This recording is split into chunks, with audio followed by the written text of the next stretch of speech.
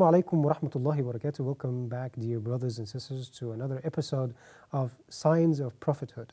We talked about some of the signs of that the Prophet Muhammad is really sent by Allah, and we want to talk about the protection of the Messenger of Allah. But before this, we would like to welcome Sheikh Ibrahim Zidan. Assalamu alaikum, Sheikh Ibrahim. We're very happy to be with you, and I always enjoy your company. Jazakallah khair. In this episode, of course, the one part of the protection of the message is the protection of the Quran, and the protection of how the Prophet and the companions and the three generations after the Prophet, they understood how to implement and apply the message of Islam. But we want to take the first part, which is the protection of the physical protection of the Prophet ﷺ. So we'd like to start by like a main question, which is Allah, of course, when He sends messengers, the people, they become enemies, some of the people, and they want to sometimes reach to the point that they want to kill him. So first off, why do they reach to this level of killing? Like maybe they should go away and just leave him alone. And even some of the disbelievers, they said this after hearing some of the message or some of the verses in the Quran. They said to the people, just let him alone and leave him alone. If the message just succeeded or didn't succeed, just leave him. So why does a person reach to this level that he wants to kill a messenger? Right. Alhamdulillah, this subject of having the enmity towards the messengers of Allah is something that since the time of Adam alayhi salam. And human beings are human beings. And they have all kinds of means why they're enemies to one another. And one of the things that challenges the disbelievers when it comes to the truth and following the messengers of Allah is that it challenges their status, their authorities, their ignorant understanding of wealth and provisions and so on. And they think that this is something that is going to overpower them or make them inferior. And the same thing that we see today, even why people go to war and why people are enemies to one another, most of it is some silly things that human beings out of their greed, basically. And Allah subhanahu wa ta'ala mentioned in the Quran, وَأُحْضِرَتِ الْأَنفُسُ الشُّحْ, that the souls have greed in it. We have greed as human beings. But Allah subhanahu wa ta'ala wants from us willingly to take away that greed and to choose to be upon the truth, even if it opposes our own desires. So this is basically the way of Allah, and it's also great wisdom behind it, that it makes the believers worship Allah subhanahu wa ta'ala with all types of different ways of worship. For example, patience, to struggle against falsehood and evil. And this struggle between the truth and falsehood makes the truth very well established. And without it, as Allah subhanahu wa ta'ala mentioned that in the Quran, many of the even places of worship would not be present without the struggle between the truth and falsehood. We see that clearly in our lives. For example, people, when they struggle with matters of knowledge, for example, hijab, for example. You know, when people attack the hijab so much, then what happens? The truth opposes this by people spreading the importance of the hijab and the virtues of it and the wisdom behind it and so on. You would find even sometimes more people, they would hold fast to this matter, and the truth becomes even stronger for the people of the truth. Like what happened in 9/11, right? When they attacked some of the Muslims and so on. Right. And many people will be deceived and deviated, but this is one of the wisdom behind the trials on the face of earth, so that the believers will become very strong in matters of belief, and those who were weak in their faith, they might be deviated as a result of that, which is part of the trials that people go through.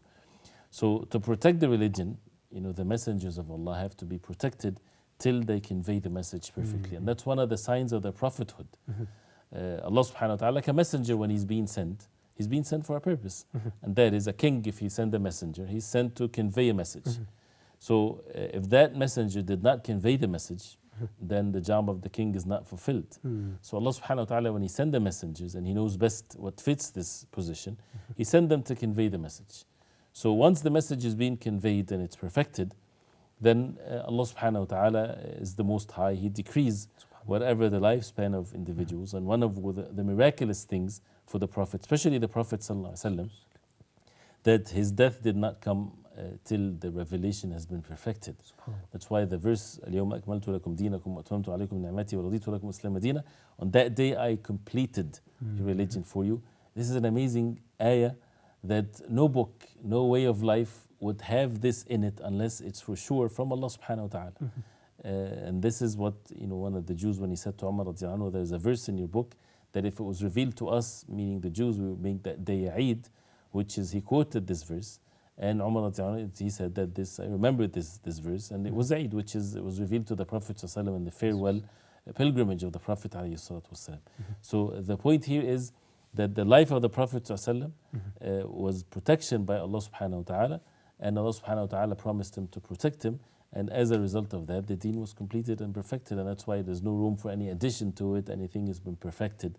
There's no deficiency or weakness in it. SubhanAllah. And this is an answer to the question, maybe, Shaykh Ibrahim, like some people, it comes to their minds, how is it possible that some of the prophets and messengers in the Quran mentioned that they died or were killed or they were attacked by others until maybe death? And we know that maybe Prophet Zakaria, Prophet Yahya, and so on and so forth. And some of the messengers, they were attacked like Prophet Isa alayhi salam, but of course he was protected by Allah. No. So this is an answer that they can be killed, but after the message is completed. Right. That's why the proper belief and the belief of the people of Ahlul Sunnah wal Jama'ah that no messenger whatsoever fell short whatsoever in his mission. Every single messenger fulfilled his mission perfectly. And the end of their life is different from one to the other by the decree of Allah subhanahu wa ta'ala, but after they fulfilled their mission according to what this messenger is, to what people, and so on. And that's why also comparing the lives of the messengers of Allah before the Prophet ﷺ and the Prophet ﷺ, and the life of the Prophet ﷺ and the revelation of the Quran throughout 23 years. And the Prophet ﷺ was protected till the final revelation from Allah subhanahu wa ta'ala was revealed. So I heard there's a narration that Prophet Muhammad ﷺ, when he died, he said something like it was from a meal that one Jewish woman, she gave to him and gave to some of the companions. Right. One of the companions, he died immediately, and the Prophet, I think he spent 1 year or something, and then he died. First of all, we would like to know the authenticity of this narration, and second of all, if the Prophet died out of this, so it doesn't contradict the protection of Allah because it's after the messenger. Right. This is an authentic story, and this is to show that the enmity that has been all along throughout the messengers of Allah, and many prophets of Allah were killed by the people of Bani Israel. And the same thing, even the Prophet ﷺ, when they tried to kill him, and Allah subhanahu wa ta'ala protected him, and he informed the Prophet ﷺ that this has a poison in it, and it's still the traces of it. But the effect of it came later, after again the perfection of the deen. The cause of the death, it doesn't really matter. But is when a person dies, and that's what, when it comes to the messengers of Allah, died when the message was completed. That nothing that people are in need of unless it's been conveyed and perfected and so on. One of which is the completion of the Quran, the way of the Prophet ﷺ. But for the fact that the cause of death, it doesn't make a difference because at the end the message has been completed. But we don't know for sure if the poison is the reason or not. This is what the Prophet ﷺ said. No. And that's what the Prophet ﷺ said, and therefore, this is one of the complications of it. SubhanAllah. And we know that in the end of each prophet or messenger, he's given the choice to die or not. Is this correct? Right. And the Prophet ﷺ, when he said Rafiq al-A'la, when he was given the choice, and he mentioned this ﷺ, that a messenger will be given the choice at the moment of death. And Aisha, she mentioned that she knew that the Prophet ﷺ was dying when he kept on saying Rafiq al-A'la, but rather Rafiq al-A'la, the exalted companionship. He chose to return to Allah subhanahu wa ta'ala than to continue his life. What do we learn from this lesson, Shaykh Ibrahim?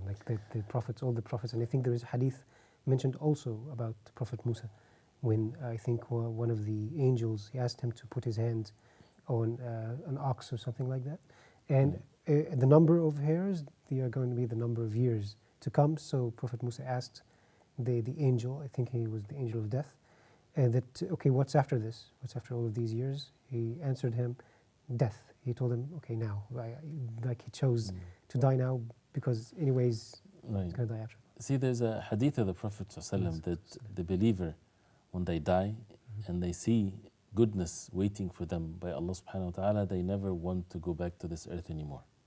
Because what's awaiting for them is the Jannah, the paradise, where there's no eyes have seen, no ears have heard, no hearts have imagined. So why come back to this misery of this life? And the believers, when the angels comes down to them to take their souls, they say to them, أَلَّا تَخَافُوا وَلَا تَحْزَنُوا وَأَبْشِرُوا. Do not fear of what's coming ahead, do not grieve of what you're leaving behind, and have the glad tidings of, that you will be among the people of Jannah. So why would they want to come back to the misery of this life? Except the martyr, as the Prophet ﷺ said, he wished that he can come back so that he can be martyred again because of how much great honor that he receives. So the messengers of Allah, they are the best, those who fulfilled the ubudiyyah and being slaves of Allah subhanahu wa ta'ala, they submitted themselves perfectly to Allah subhanahu wa ta'ala. And what they are pleased with is what Allah subhanahu wa ta'ala decreed for them. And if Allah subhanahu wa ta'ala decreed for them to return to Allah subhanahu wa ta'ala, this is the most pleasing thing for them. And of course they return to Allah subhanahu wa ta'ala in the highest levels of joy and pleasure and so on, that nothing is compared to it whatsoever. That's perfect. Thank you so much, Sheikh Ibrahim. We're going to have a short break and then come back to continue with our topic. So dear brothers and sisters, we're going to continue with you until after the break. Stay tuned.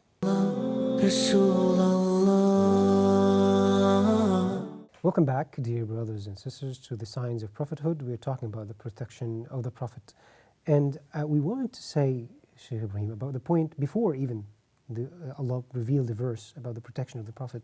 He had this belief inside his heart that he's going to be protected. And one of the stories showing that, when he went to the cave with Abu Bakr as-Siddiq, may Allah be pleased with him, and he said to Abu Bakr as-Siddiq, don't be afraid, don't be sad, Allah is with us. And anyone, if he's just unbiased or neutral, is going to say that nobody is going to lie to himself. I can lie to everyone. I can say I'm protected by Allah, or my message is protected by everyone. But to say that Allah is with us, and if they just looked underneath, they would have seen Prophet Muhammad and also Abu Bakr as-Siddiq, may Allah be pleased with him. So we'd like to touch upon that. One of the things that people at times of great fear, the truth comes out from them. They don't really say usually what they say at times of ease. So the Prophet ﷺ in a position where the disbelievers are right there and they're going after the Prophet ﷺ to kill him. And Abu Bakr, he said that if someone looked right down by his feet, he would see us. And the Prophet ﷺ, so comfortable, so pleasantly would say, "Ma dhannuka ya Abu Bakr, what do you think of Abu Bakr? About two, the third is Allah subhanahu wa ta'ala." He's given the strength to Abu Bakr radiallahu anhu. And Allah subhanahu wa ta'ala mentioned that in the Quran. So the protection from Allah subhanahu wa ta'ala was definitely in the heart of the Prophet ﷺ because he relies on Allah subhanahu wa ta'ala.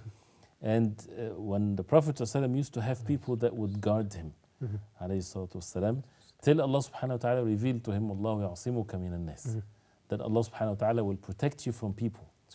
Aisha, she said, when that was revealed, the Prophet ﷺ went out immediately to the people and he said, "Insarifu anni, go away from me.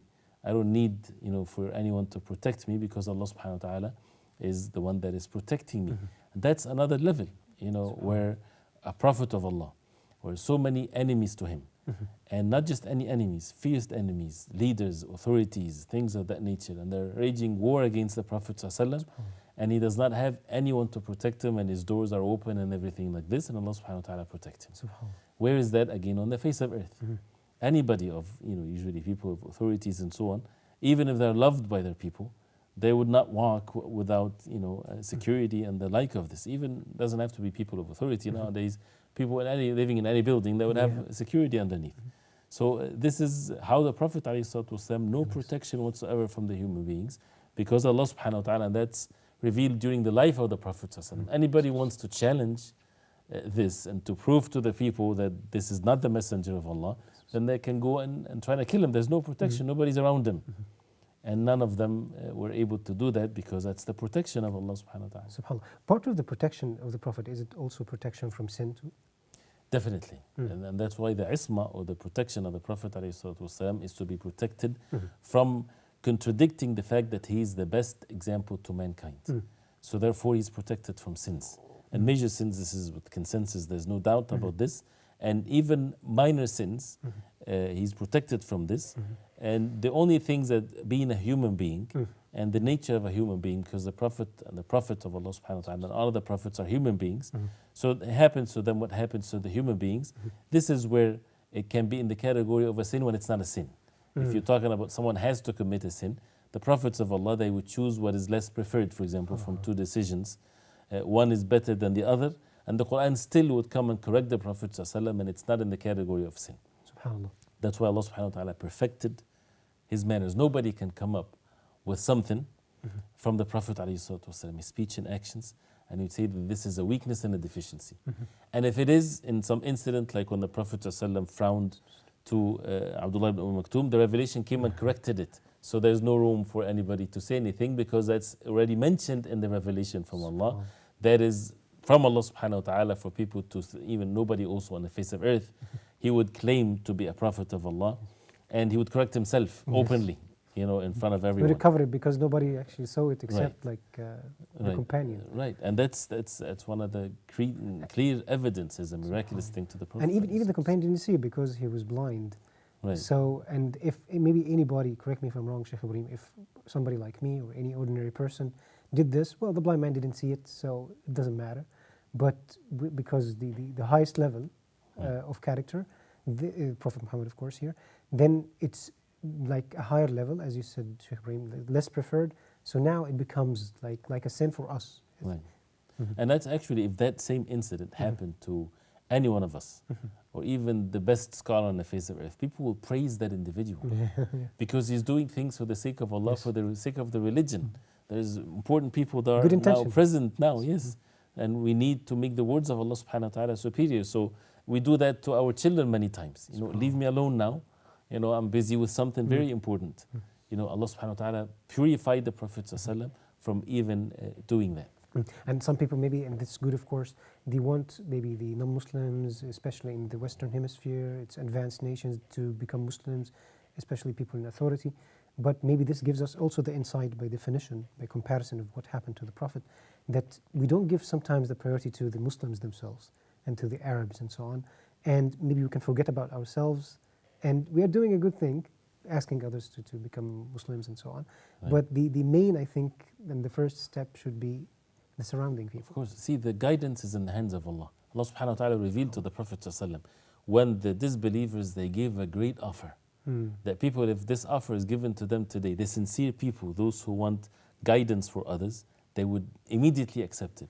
These disbelievers, the chiefs of the people of Quraysh and so on, they offered the Prophet ﷺ, will come and will sit with you and would listen to what you say, but don't make Salman al-Farisi, Bilal and all of these people, they used to be our slaves, to sit with us in the same gathering.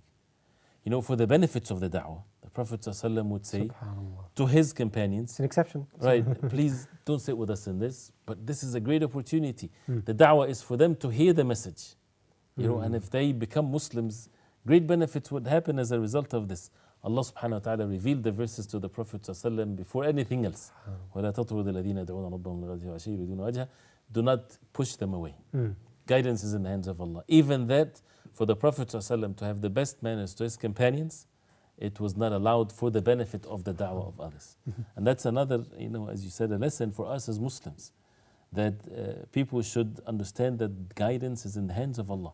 Let alone compromising the deen for the purpose of pleasing others with the intention of giving them da'wah. No, please Allah subhanahu wa ta'ala. Allah subhanahu wa ta'ala will make people pleased with you. Even if people are not pleased with you, this is not your job. Your job is to convey the message. Your job is not to make them pleased and happy with you. Your job is to make Allah subhanahu wa ta'ala pleased with you. SubhanAllah. What about, Shaykh Ibrahim, there is a verse in the Quran, إِنَّ كَفَيْنَاكَ الْمُسْتَهْزِئِينَ. And the meaning of the verse is that Allah has protected the Prophet from the ones who like disgrace him or say bad things about him. So in the light of this verse, what about the cartoons and the articles and the mocking of the Prophet? Does this verse apply to this, that it's a protection? Definitely, yes. And kafaynak, the word kafaynak means we suffice for you. We'll take care of it. You know, the Prophet ﷺ is the Prophet to all mankind. He's the Prophet of these people. He's their Prophet. They're supposed to obey him and believe in him and follow him. And like all of the Prophets of Allah, Allah subhanahu wa ta'ala was protecting them. But the people, the disbelievers, they mocked them, they said things and so on. But kafaynaka mean that we suffice for you, that your message will prevail. That when you see the Prophet ﷺ, who's the one that is on the face of earth, his name is being mentioned the most frequent? No one is like the Prophet ﷺ. Who's the one that his grave is the most frequent grave visited on the face of earth? No one but the Prophet ﷺ. There's no messenger of Allah that his grave is well known to be present on the face of earth except the Prophet ﷺ. How many times the name of Muhammad ﷺ is being mentioned and praised, and you know, always with the name of Allah subhanahu wa ta'ala. So nobody can even come close to this. So and when it comes to the message and the praise of the Prophet ﷺ, nobody can, as if someone, as they say in Arabic, as if someone is blowing to the sun to try to distinguish the light of it. Nobody can attain this whatsoever. So we can see this as a miracle too, because it's like inna shani'aka huwa al-abtar. No. The one who abhors you, who hates you, he's the one who his mention is cut off from the mention of people. Like if somebody had a cartoon like making fun of the Prophet or so on, he's forgotten. We don't know even his name. Even after 1 month or two, we don't know him. But the Prophet Muhammad is mentioned by people, and of course he's praised by people. In each prayer we say, in the testimony, we mention his name. So this is also another miracle. Right. And that's even the statements of those who are fair among the people, even if they're disbelievers. Nobody can challenge the fact that the Prophet ﷺ is the best man ever walked on the face of earth. And people can examine whatever they want to examine. There's no one on the face of earth that his life has been examined and recorded in such a way like the Prophet ﷺ. And with all of these, human beings, they have all of the details of their lives. You find, if you think of someone that was great, in the life of the human beings, once you start digging into their personal life, from the time they were born till the moment that they died, and we know that sometimes people, they have their youth years, they have situations, relationships, dialogues that they have with their wife or their children or whatever. There is the Prophet, many people, they have their successful life and public life and so on, but at least maybe they had a dispute or something in their life. The Prophet ﷺ had 9 wives, and how perfect he was, alayhi salatu wasalam, in his conduct towards each and every one of them. And the companions radiallahu anhum, and nations and enemies and friends and all of this, and all of that is examined and preserved and compiled and so on. Where is that on the face of earth that anyone that can stand close to this? And then people still do not take the Prophet ﷺ as their prophet and to follow him. Who else? Who else would be the one that for them to follow when it's someone like the Prophet ﷺ? His life has been preserved in such a way. Thank you for this great explanation, Shaykh Ramzidan. And as usual, time flies with you. And we hope that you enjoyed this episode. Thank you so much. Assalamu alaikum wa rahmatullahi wa barakatuh.